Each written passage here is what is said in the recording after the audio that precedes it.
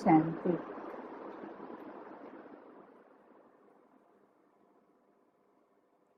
हमने जान लिया है इस राजयोग के साप्ताहिक पाठ्यक्रम और उसके बाद और एक सप्ताह के कोर्स में कि कैसे अपने मन को परमात्मा से हमें जोड़ लेना है, अर्थात परमात्मा की याद से कैसे अपने मन की स्थिति को हमें शक्तिशाली बनानी है, जिससे कि हम सब परिस्थितियों को आसानी से पार कर सके। हम जिसको भी याद करते हैं उसका ही प्रभाव हमारे मन पर पड़ने लगता है। अगर हम किसी खुशी की बात को याद करते हैं, हमारा मन खुश हो जाता है। यदि किसी दुखद घटना को याद करते हैं तो मन दुखी हो जाता है। तो जैसी याद, जैसी स्मृति, वैसे ही हमारे मन की स्थिति बदलती है। तो यहाँ हमने सीखा कि कैसे हम परमात्मा यानी जो सर्वशक्तिमान है उनको याद करें, उनके साथ अपने मन का कनेक्शन जोड़ें। तो इससे ये बात स्पष्ट है कि जब सर्वशक्तिमान से हमारा मन जुड़ेगा तो वही शक्तियाँ हमारे मन में आ जाएंगी, अर्थात हमारा मन भी शक्तिशाली बन जाएगा। तो नियमित योगाभ्यास करने से हम देखते हैं कि धीरे धीरे हमारी शक्तियों का विकास होने लगता है, हमारी आंतरिक शक्तियाँ बढ़ने लगती हैं, जिससे हम किसी भी परिस्थिति को आसानी से पार कर सकें। तो वो कौन सी शक्तियाँ हैं जिन्हें हम मेडिटेशन के आधार से बड़ी आसानी से अनुभव करते हैं।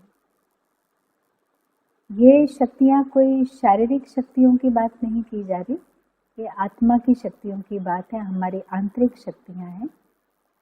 और इसमें पहली मुख्य शक्ति जो है वो है समेटने की शक्ति। समेटने की शक्ति है हमारे विचारों को समेटना। जैसे कोई सामान को समेटा जाता है तो कहीं भी आना जाना हो और सामान समेटा हुआ हो तो जाने में बहुत आसानी होगी, बस सामान उठाया और चल दिए। लेकिन अगर समेटा हुआ न हो तो निकलते समय बहुत असुविधा हो जाएगी, या तो सामान छूट जाएगा या जाने में देरी हो जाएगी। तो जैसे सामान को समेटा जाता है, हमारे जो विचार है वो भी बिखरे रहते हैं।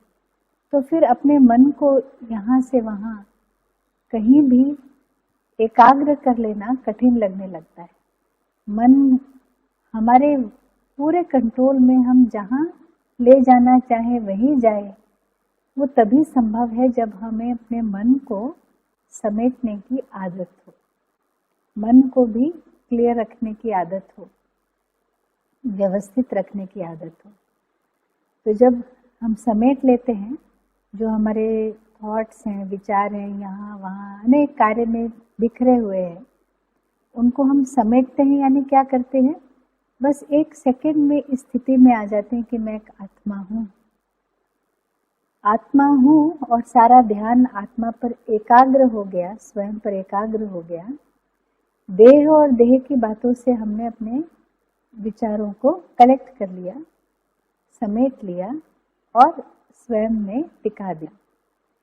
तो इससे हमारा मन उस यात्रा के लिए तैयार हो जाता है, जो हमारी फाइनल यात्रा है परमात्मा के घर जाने की, उसके लिए मन तैयार हो जाता है। क्योंकि उस यात्रा में हम कौन सा सामान लेकर जाते हैं और कौन सा सामान छोड़ कर जाते हैं, कौन सा सामान है जो वहाँ हमारे साथ नहीं जाएगा। तो सभी जानते हैं कि ये देह हमारे साथ नहीं जाएगी और देह से जुड़ी हुई सारी बातें हमारे साथ नहीं जाएंगी। तो जब हम समेटने की शक्ति धारण करते हैं तो देह से ही बुद्धि को हटा दिया और आत्मा में टिका दिया, तो आत्मा के सारे गुण जो हैं, मूल गुण, वो हमारे साथ वापस उस धाम में जाएंगे। तो हमारा मन बहुत हल्का हो जाता है और उड़ने के लिए तैयार हो जाता है समेटने की शक्ति से। ये उस हमारी जो फाइनल यात्रा है उसमें तो काम आती ही है, लेकिन प्रतिदिन भी जो हम कार्य करते हैं उसमें ये समेटने की शक्ति बहुत हमें उपयोगी है। एक काम पूरा हो गया, दूसरा काम आरंभ करना है, तो अभी भी अगर पिछला काम हमें पीछे खींचता रहता है, बार बार हमारा मन जो काम हम पूरा कर चुके उसकी ओर लौट के जाता है कि अरे ये काम ऐसे कर लेते, अगर ऐसा नहीं होता तो ऐसा हो जाता। इन विचारों में हमारा मन बार बार पीछे की ओर जाता है, तो जो काम हमारे हाथ में है, जो अभी करना है, उस पर हम पूरा ध्यान नहीं दे पाते। तो समेटने की शक्ति रोज के कार्य में भी हमें बहुत उपयोगी है कि कहाँ से हमें विचारों को समेटना है और कहाँ हमें अपने विचारों को लगाना है, टिकाना है, वो हमारे लिए बहुत आसान हो जाता है। इससे ही और आगे बढ़ते हैं, हम आंतरिक शक्तियों की बात करते हैं, तो सहन शक्ति आज के समय में बहुत ही आवश्यक एक शक्ति है। सहन करना यानी कि कोई भी हमसे कैसा भी व्यवहार करे या हमारे लिए कैसे भी दुख की घटना हो, उसे हम सहन करें, अर्थात उसका जो बोझ है, उसकी जो तकलीफ है वो हमें महसूस ना हो, हमें महसूस ही ना हो, वो है सहन करना। हाय हाय करते हुए सहन करना, वो कोई सहन करना नहीं। या कोई सहन करके सबको सुनाता फिरे, हाय मैंने इतना सहन किया, तो वो भी सहन करना नहीं। सहन करना माना वो बोझ अनुभव ना हो। देखने वाले को लगेगा हाँ ये तो इतना बड़ा, इसके सामने ऐसा स्वरूप था परिस्थिति का, लेकिन ये व्यक्ति तो बहुत हल्का लग रहा था, जैसे कि कुछ हुआ ही नहीं। ये शक्ति हम प्राय करके माताओं में देखते हैं, माँ के अंदर होती है ये शक्ति। बहुत हंसते हंसते प्यार से अपने बच्चे के लिए सब कुछ सहन करती है, लेकिन कभी उस सहन करने का वर्णन नहीं करती कि मैंने देखो इतना सहन कर लिया। क्यों? कि उसके मन में बच्चे के लिए बहुत प्यार होता है। तो सहन करने की शक्ति ये प्रेम से जुड़ी हुई है। जिस काम के लिए, जिस बात के लिए हमारे मन में लगन होती है, प्यार होता है, तो हम आसानी से उसके खातिर सहन कर लेते हैं। और ये सहन करने से शक्ति आती है। एक होता है कि हम सहन कर लेते हैं, लेकिन एक बार सहन किया, फिर दोबारा सहन किया, तो हमारे सहन करने की शक्ति भी बढ़ती जाती है। इसको हम दूसरे शब्दों में धीरज भी कह सकते हैं। तो जो जितना धीरज में रहता है, उतना उसके धैर्य का जो बल है वो बढ़ता जाता है। और जितना ये धीरज, ये सहन शक्ति हमारी बढ़ती जाएगी, उतना ही हम जीवन में बड़े बड़े काम कर सकते हैं। क्योंकि बड़े कार्य करने के लिए, महान कार्य करने के लिए हमें सहन करना आना चाहिए। क्योंकि महान कार्य ऐसे ही नहीं हो जाते हैं, उसके पीछे काफ़ी कुछ कठिनाइयाँ होती हैं, तकलीफ़ें होती हैं। तो यदि हमारे अंदर सहन शक्ति नहीं होगी तो हम महान कैसे बनेंगे, महान कार्य कैसे करेंगे। तो इसीलिए ये महान लोगों की विशेषता है सहन करना, ये बहुत बड़ी शक्ति है। जो व्यक्ति सहन कर सकता है उसके अंदर और एक शक्ति आ जाती है, और वो है समाने की शक्ति या एडजस्ट करने की शक्ति। वो हर परिस्थिति में एडजस्ट कर लेगा, क्योंकि उसको सहन करना आता है। हर तरह के लोगों के साथ वो एडजस्ट करके काम कर लेगा। जहाँ भी चाहो वो मोल्ड हो जाएगा, फिट हो जाएगा। तो ऐसे लोग बड़े काम के होते हैं, जो कहीं पे भी फिट हो जाते हैं, किसी भी काम में मोल्ड हो जाते हैं, किसी के साथ भी एडजस्ट करके चल सकते हैं। तो ऐसे लोग बहुत ही यूज़फुल होते हैं, सभी को पसंद आते हैं और सारे काम करने में आगे बढ़ते जाते हैं, ऑलराउंडर बन जाते हैं। तो इसके बाद अगली शक्ति है, वो है कि हम परख सकें कि क्या सही है क्या गलत है। परख शक्ति आज के समय में ऐसा है कि जो बात जैसी दिखती है वो होती नहीं, कुछ और होती है। या लोग जो होते हैं वो जैसे दिखते हैं वैसे होते नहीं, क्योंकि वो सोचते कुछ हैं, बोलते और कुछ हैं और करते और ही तीसरा कुछ है। तो इसलिए हम प्राय करके धोखा खा जाते हैं। बहुत बार हम दुविधा में पड़ जाते हैं कि ये सही है कि वो सही, ऐसा करना चाहिए या वैसा करना चाहिए। तो ये जो सही गलत की परख है, ये तब आती है जब हमारा मन, हमारे विचार साफ शुद्ध होते हैं। जितना साफ मन होगा, शुद्ध मन होगा, एकाग्र मन होगा, तो परख शक्ति आएगी। जैसे पानी होता है, एकदम साफ हो, स्थिर हो, तो उस पानी के नीचे भी, तालाब के नीचे तले में क्या है वो स्पष्ट नजर आता है। तो इसी तरह से अगर हमारा मन भी क्लीन होता है, क्लियर होता है, एकाग्र होता है, तो हम बहुत आसानी से परख सकते हैं, दूसरे के मन को परख सकते हैं, परिस्थिति को परख सकते हैं। और इसीलिए हमारे अंदर और एक शक्ति आ जाती है, वो है निर्णय करने की शक्ति। जो परख सकता है वो निर्णय भी कर सकता है। और निर्णय अगर हमारा सही है, अगर हमने जो निर्णय किया वो समय पर किया और सही निर्णय लिया, तो बताइए जीवन में कौन सा वह काम है जिसमें हम सफल नहीं होंगे।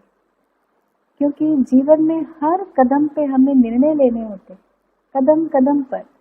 ये बात सही है कि गलत है, ऐसा करें या वैसा करें, ये निर्णय ही तो लेने होते हैं। और अगर हम सही निर्णय लेते हैं, सही चॉइस कर लेते हैं, तो हम उस कार्य में सफल हो जाते हैं। और गलत निर्णय कर लेते हैं तो सफलता हाथ नहीं आती है।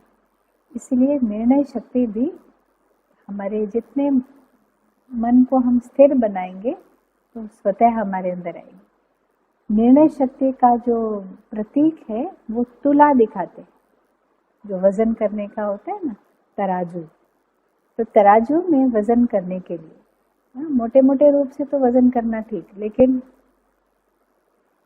सूक्ष्म भी अगर कोई चीज़ का वजन करना है, हीरे का, सोने की, बहुत मूल्यवान चीज़ का, तो उसके तराजू में बहुत एक्यूरेसी होती है।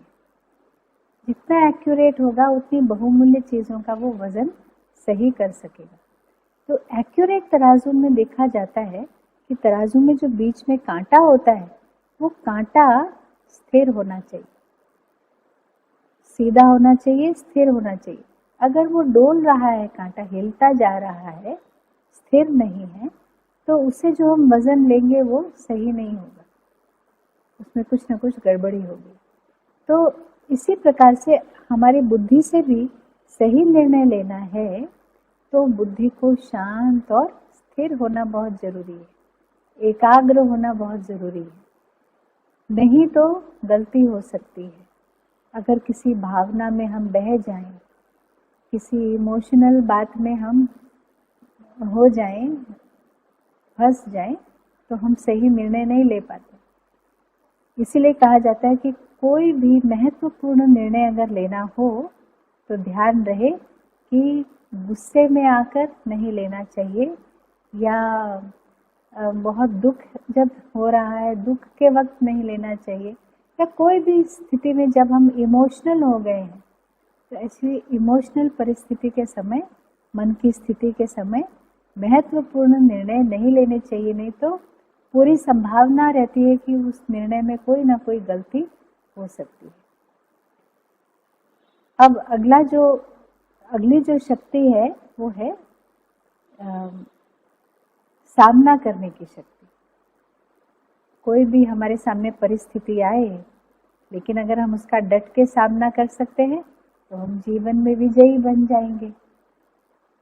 परिस्थिति हमें विजयी बनाने के निमित्त बन सकती है अगर हमारे में सामना करने की शक्ति हो।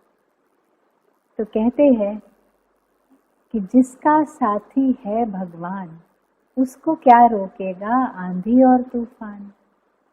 तो भगवान को अगर हमने साथी बना लिया, जो कि हम योग में बनाते हैं, अनुभव करते कि वो सदा मेरा साथी है, हर कार्य में मेरा साथी है, और उसकी शक्ति से मैं चल रही हूँ, उसकी शक्ति से ही काम कर रही हूँ, तो इतनी शक्ति का अनुभव होता है कि कोई भी बात बड़ी नहीं लगती।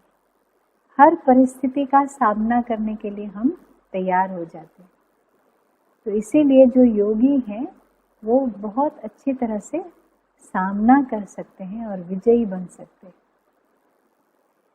तो और एक शक्ति है इसके साथ, वो है जुड़ी हुई शक्ति है, वो है सहयोग शक्ति। सहयोग करना, सभी से सामना करना तो बहुत अच्छी बात है, लेकिन सभी के साथ मिलकर चलना। परिस्थितियों का सामना करना पड़ता है, लेकिन लोगों के साथ सहयोग देते हुए, सहयोग लेते हुए जब हम कार्य करते हैं तभी हम कार्य में सफल हो पाते हैं। तो सहयोग सबसे लेना देना ये कब संभव है? ये तभी संभव है जब आप निस्वार्थ रूप से कार्य करते हैं, जब आपकी भावनाएं सबके प्रति सच्ची और अच्छी होती हैं, तब आप सबको सहयोग दे भी सकते हैं और सबसे सहयोग ले भी सकते हैं। अगर कोई स्वार्थी है, मतलबी है, तो थोड़े दिन के बाद उसको सहयोग मिलना बंद हो जाएगा, क्योंकि वो सबके भले के लिए नहीं कर रहा है, वो केवल अपने स्वार्थ के लिए, अपने ही सीमित भले के लिए कर रहा है। तो ये जो सहयोग की शक्ति है, ये भी योगियों के अंदर बहुत सहज आती है, क्योंकि योग से हम सच्चे बनते हैं, स्नेही बनते हैं और सबके साथ वो निस्वार्थ स्नेह का अनुभव करते हैं।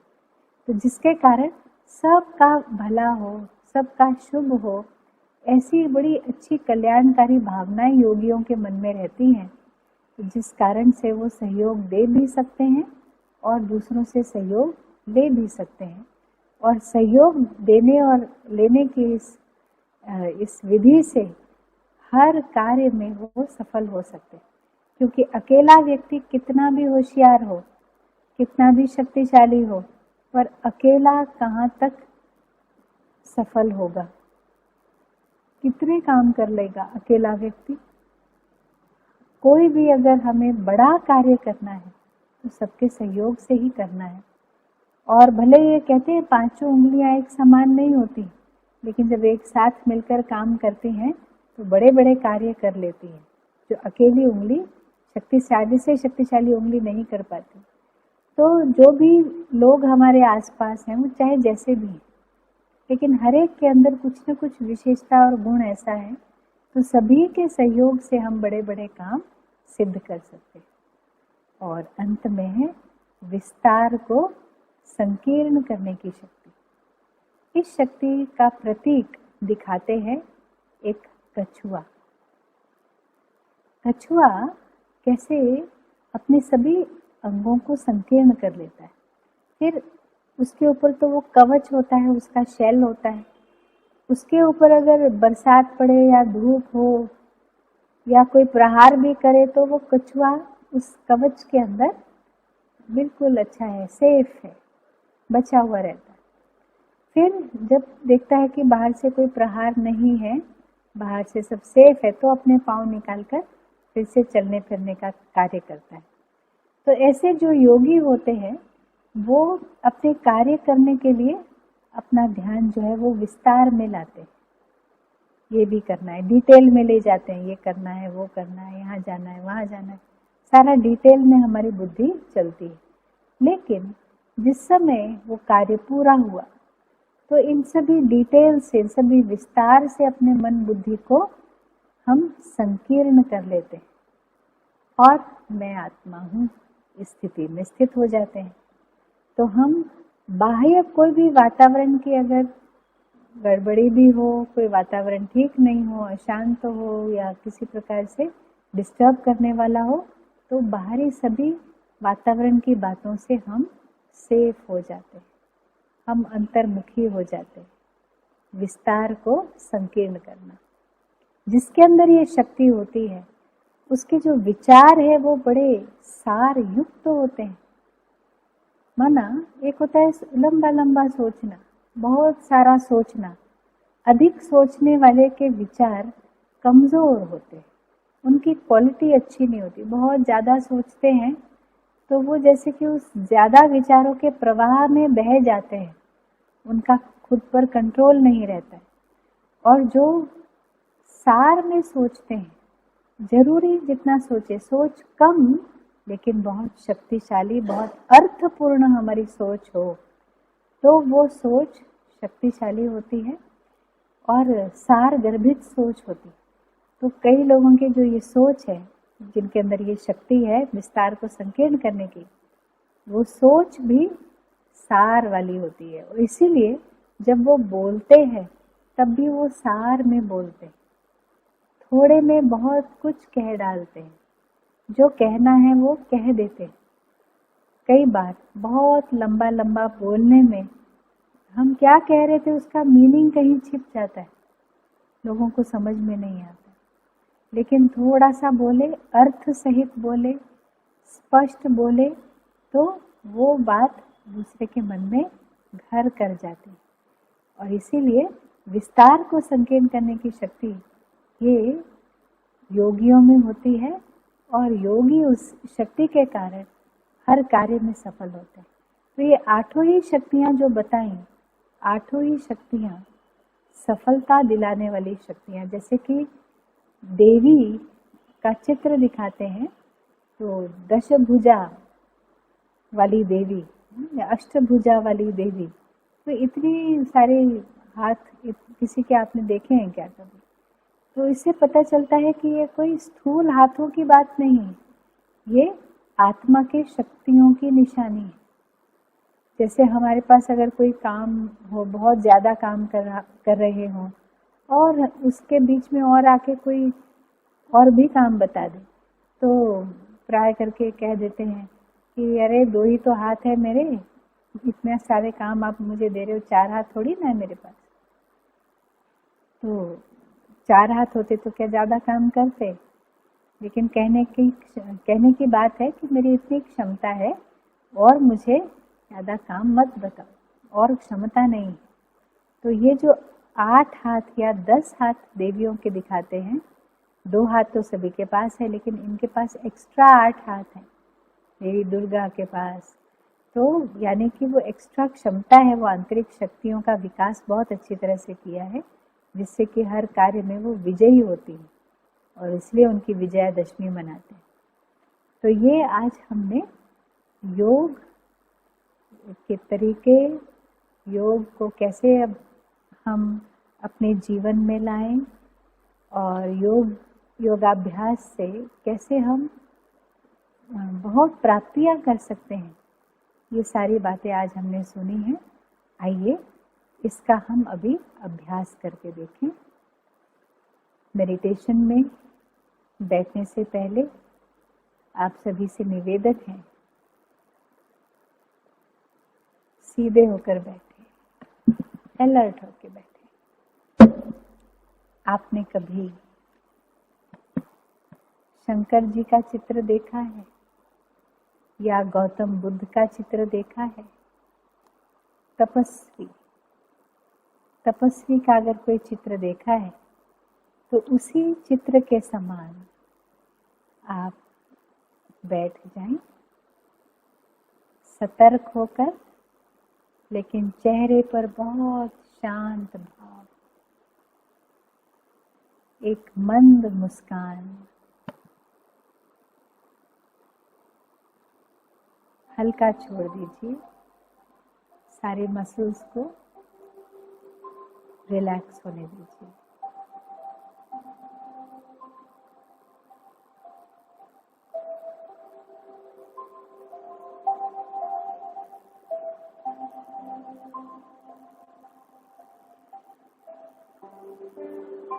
महसूस कीजिए और साथ साथ विजुलाइज कीजिए कि मैं पहाड़ों की चोटी पर तपस्या करने वाला तपस्वी,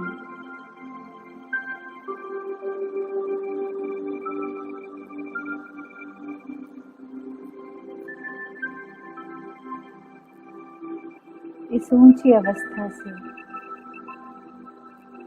सारे विश्व को देख रही हूँ।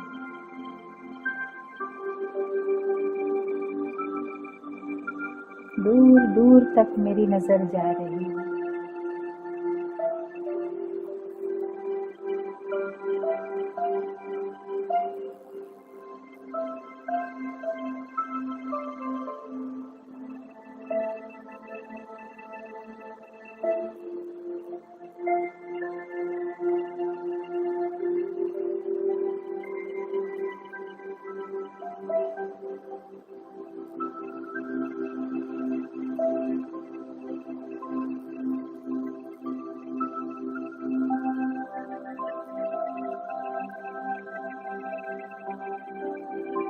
दूर दूर तक देखते हुए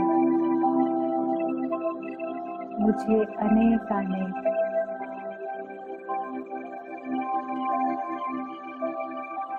मनुष्य आत्माएं दिखाई पड़ रही हैं।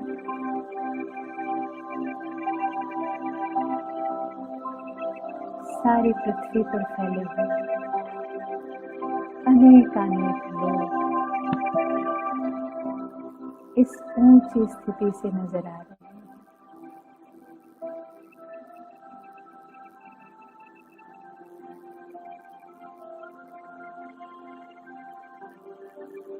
और उनसे सुनाई दे रही है उनकी करुण पुकार।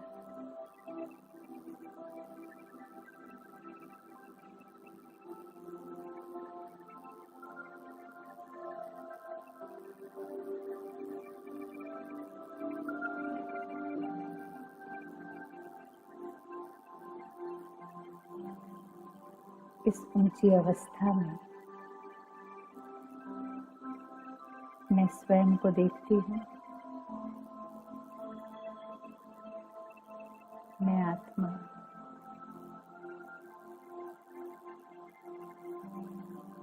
परम पिता परमात्मा की शक्तियों का प्रकाश अपने में समाकर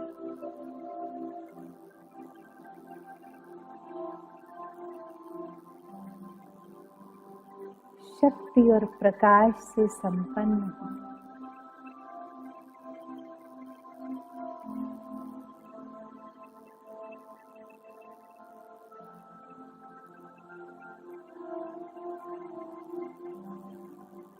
परमात्मा पिता का वरदानी हाथ मेरे सिर पर है।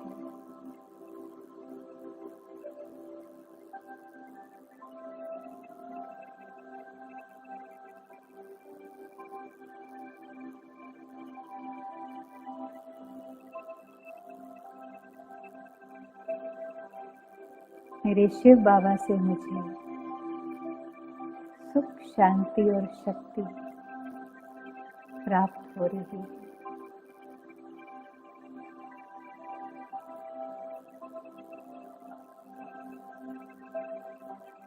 और यहाँ मेरी आंखों के सामने सारे विश्व की आत्माएं दिखाई पड़ रही हैं।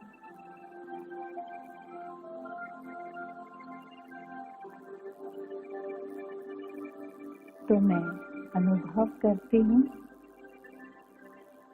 कि परमात्मा का प्रकाश जो मुझ पर पड़ रहा है, भरपूर कर रहा है, उस प्रकाश को मैं विश्व की सभी आत्माओं के प्रति प्रेषित करती हूँ, भेजती हूँ।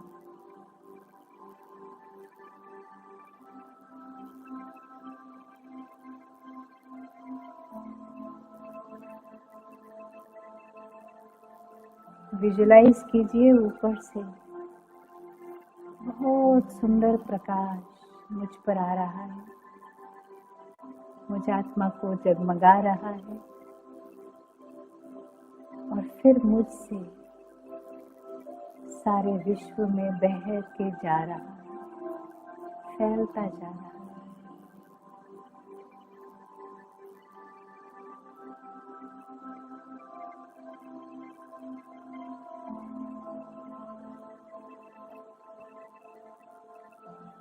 एक एक मनुष्य आत्मा जिसको ये प्रकाश स्पर्श कर रहा है,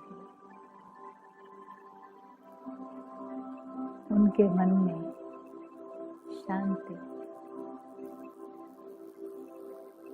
शक्ति भर रही है।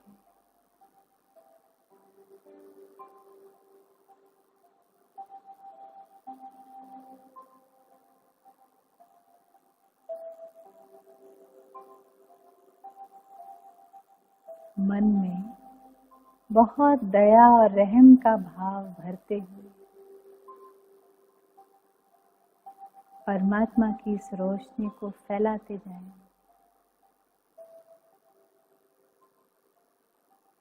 मेरे सभी आत्मा भाई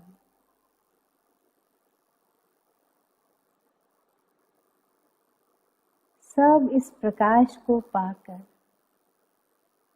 भरपूर हो रहे हैं।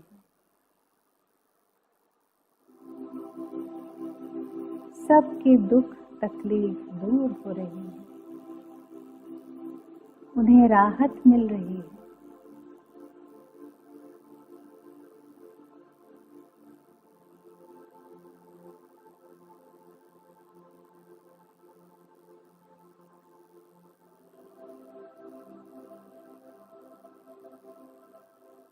मन की राहत, तन की राहत,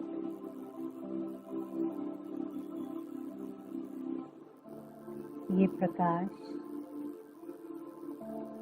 सभी के मन के दुख के अंधकार को दूर कर सबको सुख शांति दे रहा है।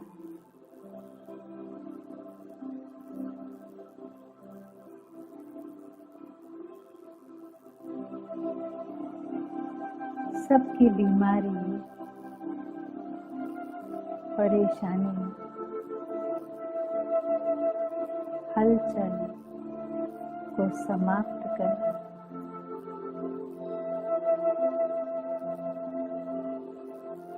उन्हें स्वास्थ्य, शांति और मुक्ति दे रहा है।